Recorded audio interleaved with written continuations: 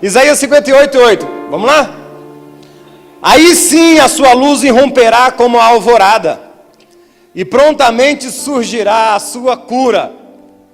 A sua retidão irá diante de você, e a glória do Senhor estará na sua retaguarda. Aí sim você clamará ao Senhor, e Ele responderá.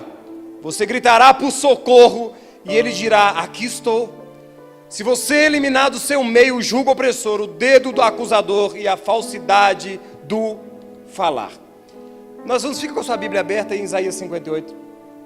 Deixa eu explicar o contexto desse texto, desse pequeno texto que eu li para vocês aqui. Esse, irmãos, é um capítulo de exortação. Isaías 58 é um texto de repreensão. Deus está repreendendo a Israel. Quantos estão aqui? Diga: estou aqui, pastor. Deus está repreendendo Israel, mas de fato está repreendendo a Judá, por causa da sua hipocrisia, por causa da sua falsidade religiosa. Esse capítulo Deus mostra a Judá a sua incoerência, porque Judá praticava os ritos, os dogmas, os hábitos religiosos. Eles praticavam tudo isso. Eles praticavam a religião, mas não vivia o amor ao próximo e principalmente o amor a Deus. Estou trazendo o contexto do capítulo 58 para vocês, tá bom? Era um povo que jejuava muito, que guardava os seus sábados e tinha nos seus jejuns um álibi para argumentar diante de Deus os seus méritos e os seus deméritos. Olha, eu jejum, Deus. Então, quando você estiver em casa, leia o capítulo 58 todo, que você vai entender esse contexto desse pequeno texto que a gente leu. E nesse capítulo é que Deus diz: do que adianta vocês jejuarem tanto e não guardarem os meus mandamentos, e não praticarem os meus mandamentos. Aqui nesse capítulo Deus está dizendo que sacrifício sem amor, sacrifício sem obediência, sacrifício sem a prática de submissão a Deus, não corresponde à expectativa de Deus ao nosso respeito. Cumprir religião sem amor a Deus, sem amor ao próximo, é o que o profeta está exortando aqui a Judá. Então eles repreendiam Israel. Isaías reclama quase a mesma coisa que os profetas menores reclamavam naquele tempo. Eles faziam cultos, mas não viviam de devoção a Deus. Eles faziam rituais religiosos, mas não viviam a devoção a Deus. E eles repreendiam Israel, que se falava muito da lei, mas não se colocava de fato a lei nos seus corações. Deus, através de Isaías, nesse capítulo, censura Judá. Preste atenção, quantos estão aqui? Diga: estou aqui, pastor. Tá bom? Vamos lá, viaja aqui comigo. Então Deus censura através de Isaías Judá, por causa de muitos jejuns. Era muita religião e pouca rendição.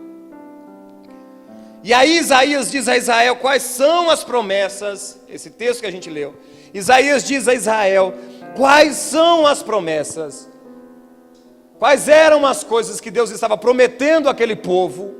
E isso se encaixa a nós, se eles obedecessem aos princípios e aos mandamentos de Deus. Isaías diz a Israel quais são as promessas. E aqui Isaías solta 5 promessas que eu quero trazer para vocês hoje. Quando você obedecemos, Deus libera sobre o seu povo, sobre a sua igreja, 5 promessas. E desses 5, dentro desse agrupamento de promessas, Ele faz 5 ao seu povo. Se o povo deixar de viver a religião pela religião, quanto ao fato da devoção a Deus ser prática e real, Ele promete então bênçãos abundantes. E aqui a gente precisa entender, irmãos, que toda promessa de Deus, todo o cumprimento da promessa de Deus está relacionado à obediência a um princípio. É você que ativa a materialização do milagre, é você que ativa a materialização da promessa cumprida na sua vida. Há um princípio, você ativa aquilo obedecendo a promessa, obedecendo ao princípio, e isso acontece na sua vida. É assim o que funciona. É por isso que vira e mexe eu falo assim: não adianta você morder a testa, pedindo a Deus, chorando, clamando, se você não ativa, se você não obedece a um princípio, não vai servir de nada. Deus, a misericórdia do Senhor vai te alcançar, a companhia do Espírito Santo vai estar com você, mas o princípio não vai acontecer. Não vai acontecer. E aqui, não está programado isso, mas o Senhor me trouxe agora. E aqui é que muitos de nós nos enganamos, irmãos. Às vezes nós ativamos numa questão financeira e nós somos prósperos nessa questão financeira e a gente acha, porque está sendo abençoado financeiramente, que está tudo bem com Deus. Não, provavelmente você obedeceu um princípio nessa área financeira, está sendo muito abençoado, mas e os outros princípios você tem cumprido? E a gente se ilude quando a gente está abençoado, que está tudo bem. Cuidado com isso. É possível que esteja tudo mal e você ativando. Há muitos descrentes que dizimam, entregam os seus dízimos e as suas ofertas e são prósperos, porque eles descobriram que se ele fazer isso para o reino de Deus, eles são abençoados, e são mesmo. Há muitos não crentes que entregam dízimos. Por quê? Porque eles descobriram que fazendo isso, eles serão ricamente abençoados. Mas isso não quer dizer, uma coisa é uma coisa, outra coisa é outra coisa. Fala comigo, uma coisa é uma coisa, outra coisa é outra coisa. Então vamos lá. E aí ele solta essas 5 promessas. Essas 5 promessas que eu vou conversar com vocês rapidamente, estão relacionadas a ativar esses princípios. Então nesse capítulo ele corrige o Judá e diz: se vocês cumprirem esses princípios, olha o que vai acontecer com vocês. Aí sim a sua luz irromperá como alvorada, e prontamente surgirá a sua cura, a sua retidão irá diante de vocês, e a glória do Senhor estará na sua retaguarda. Aí sim você clamará ao Senhor, e Ele responderá, você gritará por socorro, e Ele dirá. A condição para tudo isso está na obediência. No verso 11 aí, o Senhor o guiará constantemente, satisfará os seus desejos numa terra ressequida pelo sol, e fortalecerá os seus ossos. 58 e 11, está todo mundo? 58 e 11. O Senhor o guiará constantemente, e satisfará os seus desejos numa terra ressequida. Algumas versões está dizendo uma terra árida pelo sol, e fortalecerá os seus ossos. Você será como um jardim bem regado, como a fonte cujas águas nunca faltam. Então vamos lá, 5 promessas. A primeira promessa que ele solta aí, que vai acontecer na nossa vida, se nós obedecermos, é direção. O profeta diz: o Senhor te guiará continuamente. Eu falei ontem aqui para os casais, eu quero abrir um parênteses, foi uma benção os casais que estiveram aqui ontem, foram ricamente abençoados, e no próximo você esteja aqui com a gente, vai ser uma benção, que Deus abençoe vocês mais e mais, e espero que vocês possam ser edificados, tá bom? A primeira promessa é direção. O profeta diz: o Senhor guiará continuamente. Ele não está dizendo o Senhor vai te apontar o caminho. Só guia, irmãos, quem está andando, quem está passando. Quantos aqui já guiaram um cego? Levanta a mão, quem já guiou um cego, assim, alguém que... Então ele pega aqui no seu ombro, né? Eles não gostam que pega no braço deles não, tá? Então você dá o ombro, ele pega no seu ombro, e aí você guia, porque você está vendo. O profeta está dizendo, ele não vai dizer é lá que você tem que ir. Ele vai te guiar, ele vai te conduzir, é você que segue. Ele está dizendo, eu vou te guiar. Quem guia vai na frente, quem guia conduz, quem guia está com você. Amém, Jesus? Quem guia está com você. Nessa proposta de direção, Ele está garantindo companhia, te guiando continuamente. É segurança na caminhada. É guia-me mansamente às águas tranquilas. A primeira promessa é que Ele nos guiará. Ele vai à frente, Ele vai nos acompanhando. É quem quiser vir após mim. Vem. Venha, tome a sua cruz e siga-me. Isso quer dizer que para você ser guiado é necessário você aceitar a proposta de Deus para a sua vida. Ser guiado por Deus. Romanos 8:14 diz assim, todos os que são guiados pelo Espírito de Deus, esses são filhos de Deus. Quantos são filhos de Deus? Diga um aleluia aí, diga aleluia. Todos os que são guiados pelo Espírito de Deus, esses são os filhos de Deus. A promessa é obedeça e Ele te guiará. Você não viajará sozinho. Não é uma viagem solitária, é uma viagem acompanhada.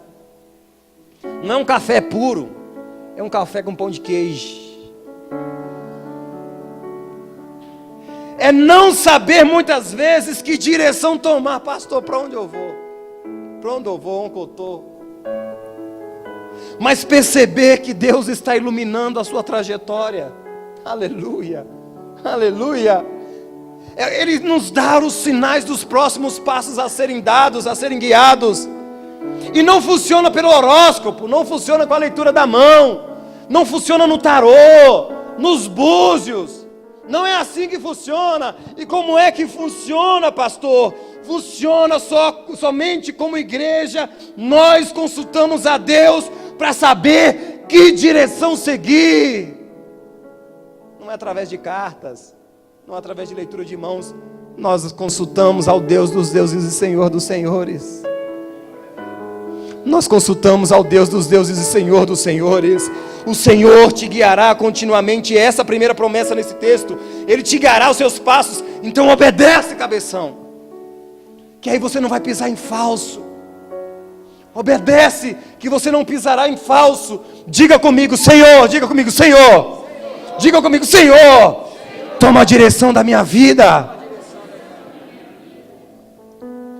A primeira promessa qual que é? Direção. Só que a grande questão, irmãos, muitas vezes é que quando o Senhor toma a direção da sua vida, você não faz mais o que você quer. Não vai mais para onde quer. Quando você é dirigido por Deus, a sua vontade não prevalece mais, mas prevalece a vontade de Deus para você. O problema muitas vezes é quando a direção de Deus é contra a nossa direção.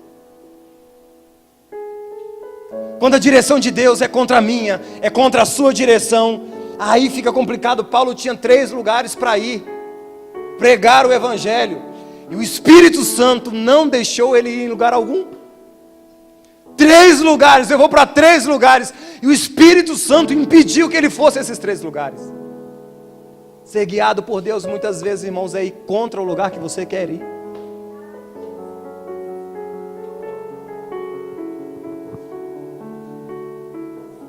Na hora você fica meio bravo, você rupia. Mas depois que você está lá, você fala assim, fala comigo todo mundo, A segunda promessa, a primeira é direção, ele te guiará continuamente. A segunda promessa é e fartará. Fartura. Eu tive no pé de jabuticaba essa semana com o pastor Paulo e o Whindersson. E não sei porque só eu pego carrapato. Não tem condição, barulho. Peguei um carrapato, barulho. Só o Senhor é Deus. É o sangue, né? O sangue de Lorde assim, é complicado os carrapatos. Oxi. A primeira promessa é direção. Diga comigo, fartura.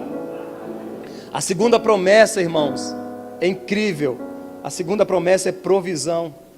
Irmãos, é fácil administrar fartura. Difícil é administrar faltura.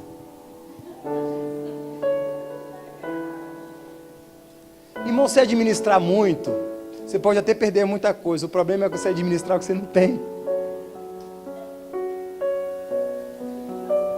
A fartura é maravilhosa de administrar. A faltura é complicado de gerir. Gerir quais dos sapatos você vai vir para a igreja. Gerir a sandália havaiana com prego embaixo, irmão. Gerir muitas roupas. Beleza. Gerir a única peça. Gerir a fartura é bom, difícil é colocar chiclete no congelador para voltar o doce. Eu sei que vocês já fizeram isso, a pilha no congelador para ver se volta energia. Difícil é gerir minâncora nas axilas. Quantos conhecem a pomada minâncora aqui? Deixa eu ver, esse lado não deve conhecer não. Levanta a mão quem conhece a minâncora. Levanta a mão. É bom para tudo, é bom para tudo. É para frieira, é para CC, é para impinche. Quantos aqui conhecem o doutorzinho? Levanta a mão, deixa eu ver quem conhece o doutorzinho. Levanta a mão quem conhece o doutorzinho, irmão. Oxe. Amém, Jesus. Tinha que tomar 3 gotinhas para matar as vermes. Gerir a fartura é maravilhoso. Gerir a fartura é complicado. E a promessa aqui não é somente gerir a fartura. Olha aqui, ó. Em épocas de escassez, se vocês obedecerem, vocês farão churrascos. Em épocas de escassez, em época de crise, vocês obedecendo, vocês terão fartura. E comereis, olha o que Joel 2:26 diz: e comereis abundantemente, e vos saciareis, comereis e vos fartareis, e o meu povo não será mais envergonhado. A promessa é provisão de Deus para a sua igreja.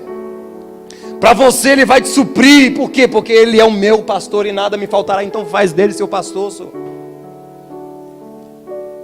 Vós orareis assim: Pai nosso que estás no céu, santificado seja o seu nome, venha a nós o seu reino, seja feita a sua vontade, assim na terra como no céu. O pão nosso de cada dia nos dai hoje. É provisão para a sua vida, é provisão para a sua família.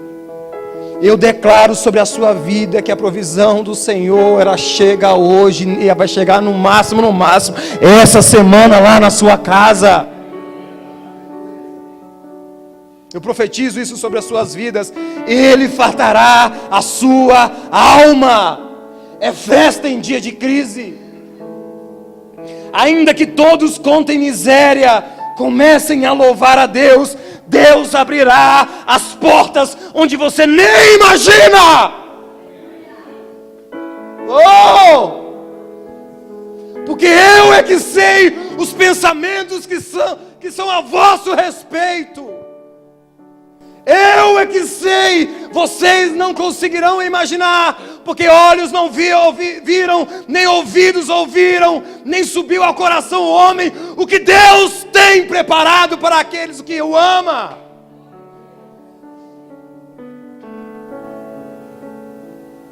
Deus tem interesse em prosperar seu povo, sim, irmãos. Deus tem interesse em trazer fartura ao seu povo, sim. Por quê, pastor? Porque o nosso Deus, irmãos, é dono do ouro e da prata. E Ele leva tão a sério que diz que Ele tira do ímpio e coloca na mão do justo. Está escrito que Ele suprirá todas as nossas necessidades. O dinheiro, irmãos, não é problema. O problema é amar a Ele. E aí nós estamos nessa mentalidade que a gente não tem que ter nada. Não! Deus quer enriquecer sim seu povo. Agora muitos de nós não somos ricos ainda porque a gente vai amar o bendito do dinheiro. Ou que vive com a mentalidade que tem que ser pobre de marré de si. Direção, provisão. A terceira promessa que Ele faz é: fortalecerá os seus ossos. Pastor, o que Ele está querendo dizer com isso aqui, com fortalecerá os seus ossos? Diga comigo: saúde. Aleluia, aleluia. Direção, provisão, saúde. Saúde, saúde. A terceira promessa é saúde. Você vai ficar forte, Ele tocará na sua saúde. O irmão está doente, é ruim demais. E nós os homens sabemos que o Senhor colocou mais dor em nós do que nas mulheres. A gripe nos homens, os homens que estão aqui vão confirmar. A gripe em nós é mais complicada ou não é? Viu aí? É ou não é? A febre em nós, ela é dobrada. A dor em nós é dobrada. A dor na junta em nós é dobrada. Então ser doente é ruim demais. E se nós obedecermos, o que vai acontecer? Diga comigo: saúde. Saúde é milagre no nosso corpo. Não só no nosso corpo, na nossa alma. É cura das nossas emoções também. Fortalecerá os seus ossos. Mas pastor, algumas pessoas precisam sofrer com doença demais, porque senão eles não obedecem. Ó, irmãos, só crente desobediente que precisa apanhar para crescer. Só crente desobediente que precisa apanhar demais para crescer. Qual é o seu perfil de crente? Qual é o seu jeito de ser crente? Não significa que nós não adoeceremos, que não adoeceremos mais, mas tem uma promessa de que se vocês adoecerem, Se obedecerem os meus mandamentos, vocês terão saúde. Vocês terão saúde. Pega no seu irmão assim, pega uma parte dele assim, pega nele assim. Fala assim: eu libero cura sobre o seu corpo no nome de Jesus. Toca nele aí. Fala assim: eu libero cura sobre o seu corpo no nome de Jesus. Fala com ele: seja curado no nome de Jesus. Diga aí: seja curada no nome de Jesus. Isso. Não deixa ninguém sem não. Vai que uma pessoa ficou sem aí. Coloca a mãozona grande nele e fala assim: ó, seja curada no nome de Jesus. Oh, agora levanta as duas para o céu e diga: Senhor, me ensina a te obedecer. Quarta promessa: você será como jardim regado. Isso aqui é bonito demais. A Bíblia diz que Deus fez o Éden. Olha para cá. Deus fez o Éden. E Ele colocou 4 rios para regar o Éden. Colocou 4 rios dentro do Éden para regar o jardim. O que isso quer dizer, pastor? Isso quer dizer que se eu obedeço, sendo um jardim fechado, todas as áreas da minha vida serão supridas.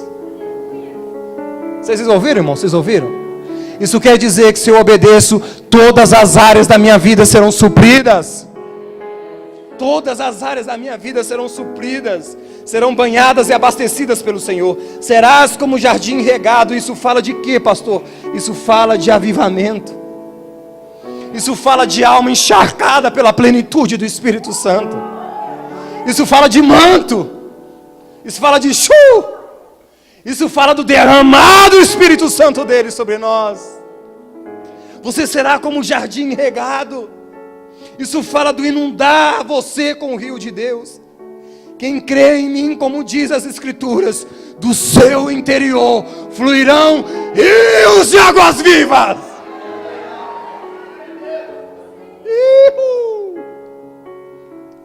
Não são somente águas no tornozelo, nas juntas, nos lombros.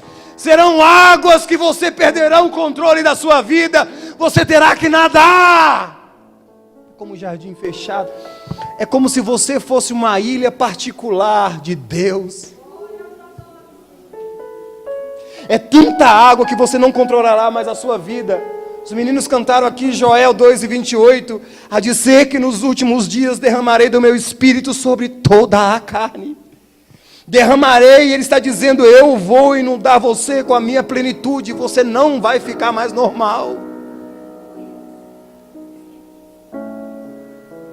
É fogo para todo lado. Eu e você, se obedecermos a Deus, seremos uma ilha particular de Deus. Faça o avivamento, irmãos, a sua prioridade, a sua paixão. Um irmão avivado não precisa de avisos para vir participar das coisas. O irmão avivado não precisa de estímulo para vir. O irmão avivado não precisa de muita coisa para ele doar. O irmão avivado não precisa de apanhar para obedecer.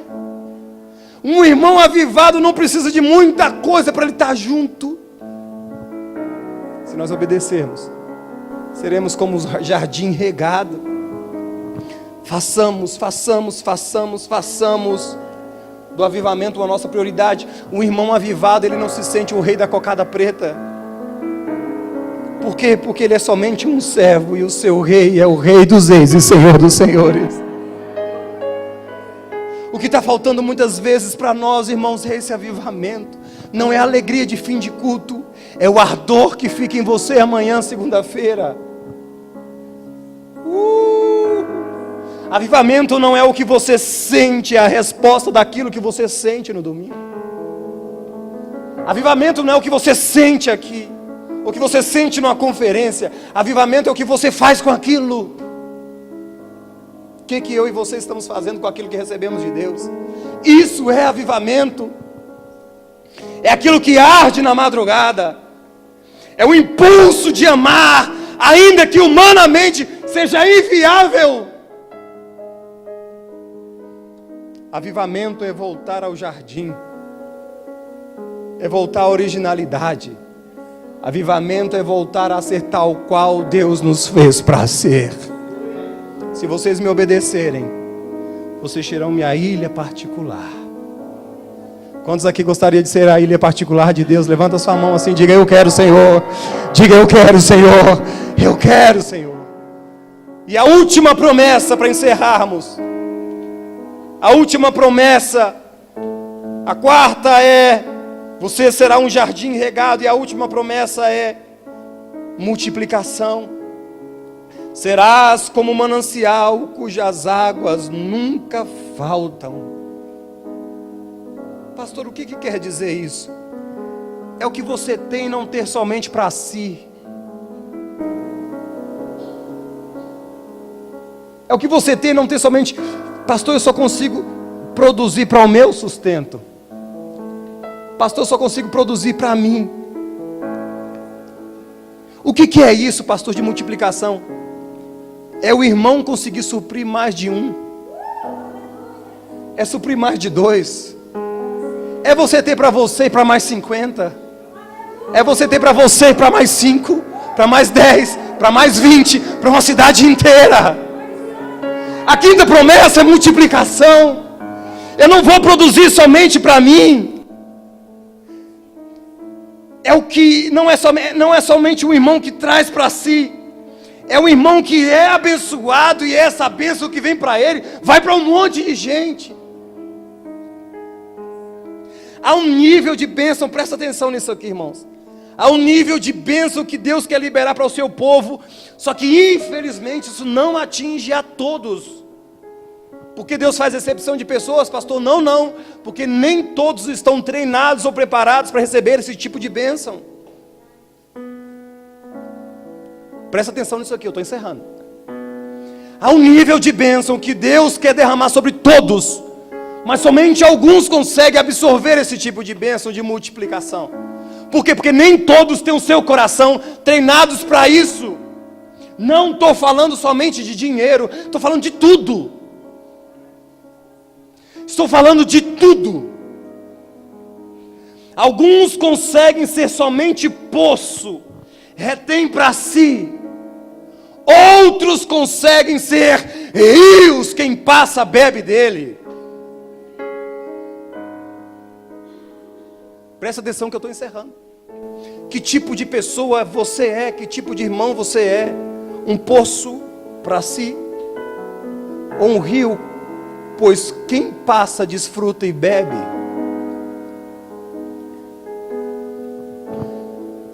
Tanto o poço, irmãos, quanto o rio tem nascentes. Tanto um poço quanto o rio tem nascentes. Ambos matam a sede. Agora olha para cá, olha para cá. O poço só sacia o dono do quintal. O poço só atende o dono do quintal. O rio abençoa a todos que passam por ele. Aquilo que Deus te dá, você faz o quê?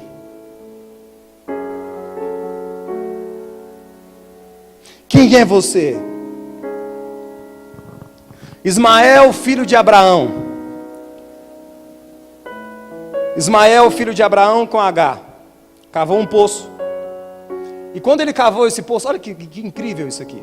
Quando Ismael cava esse poço, o perigo de se ter água, o que Ismael fez? Ele se tornou um flecheiro profissional. Isaac, filho de Abraão, também fez um poço. E quando ele faz esse poço, ele não se torna flecheiro nenhum. Então o que aconteceu com Ismael? Ele fez o poço, quando as pessoas vinham beber água naquele poço.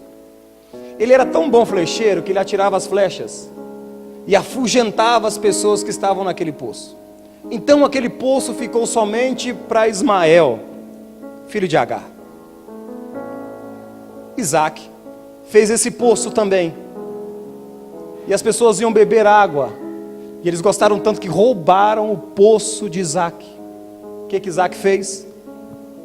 Pegou a sua insignificância, pegou as suas ferramentas e os seus servos e foi para outro lugar cavar outro poço. Ele cava o segundo poço. Ismael ficou com o poço dele. ele cava o segundo poço. E a Bíblia diz, quando ele cavou o segundo poço, ela diz bem assim, ó, e deu água. Ele cava o segundo poço e bebe água. Daqui a pouco os inimigos vêm e tomam o segundo poço de Isaac. Sabe o que Isaac faz? Recolhe a sua insignificância e vai fazer um novo poço. Isaac faz um novo poço. E a Bíblia diz, e deu água. Ele está ali com os seus servos, com a sua família. E adivinha o que acontece? Roubaram o poço dele também. O terceiro poço. Puxa vida, era para estar revoltado. Era para voltar no primeiro poço, dar um tapa na orelha do cara e falar assim, esse poço é meu. Ou no segundo cara e falar assim, esse poço é meu. Ou no terceiro cara e esse poço é meu. Sabe o que Isaac faz? Recolhe a sua insignificância. Vá para o deserto. E faz mais um poço. Só que esse quarto poço, já era o quarto poço, irmão. Quantos aqui já cavaram um poço artesiano? Quantos já cavaram aqui? Deixa eu ver. Experimenta cavar um poço, irmão, para chegar na água. Naquela época, sem a máquina. Vai no braço. Está Isaac no quarto poço. E quando chega o quarto poço, os seus servos chegam para ele e dizem bem assim, Senhor, deu água mas não. E aí todos os dias os seus servos cavavam e no fim da tarde chegavam e falavam assim, Senhor, não tem água. Eu e você, como é que se sentiria, irmãos? Sabe o que Isaac faz? Isaac chama Abimeleque e prepara um banquete para o cara que roubou o primeiro poço. Chama ele, faz um banquete para esse cara. E quando esse rapaz, esse moço chega que roubou o primeiro poço, que olha para aquele banquete, ele solta uma frase, um negócio assim extraordinário e diz, de verdade, Isaac, o Deus do seu pai está com você também. Então o primeiro ladrão, Isaac faz uma festa para ele, e depois, e o poço está lá sendo cavado e nada de água, o quarto poço. Depois, quando Abimeleque levanta para ir embora, Isaac dá um presente para o ladrão. Quando entrega o presente, Abimeleque vai embora. Quando eles dão as costas, o servo chega e fala assim, Senhor. Isaac fala, oi, e o poço? Senhor, deu água. Deu água, deu. Glória a Deus. Fala comigo, glória a Deus. Aí o servo imagina que ele interrompe e fala assim, calma. Mas não é água qualquer. São águas vivas. O que isso quer dizer? Que não era um poço qualquer. Era a nascente de um rio que estava passando por ali. O que isso quer dizer, pastor Wellington?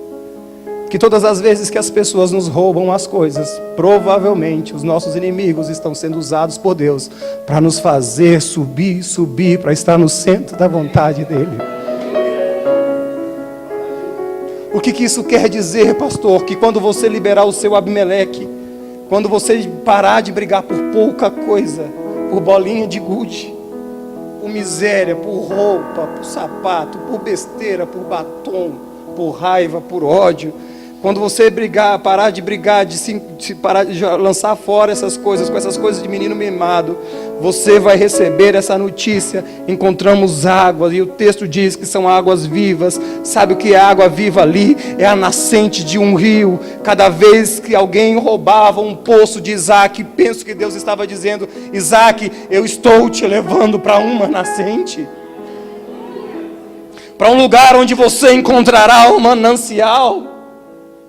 Às vezes os nossos inimigos são apenas instrumentos de Deus para levar onde Deus quer que você prospere.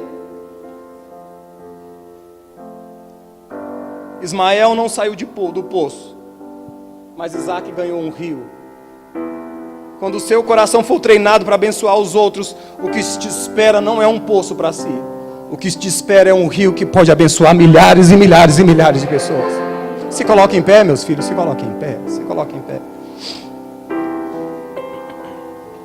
A promessa é multiplicação. Então para de ser mão de vaca.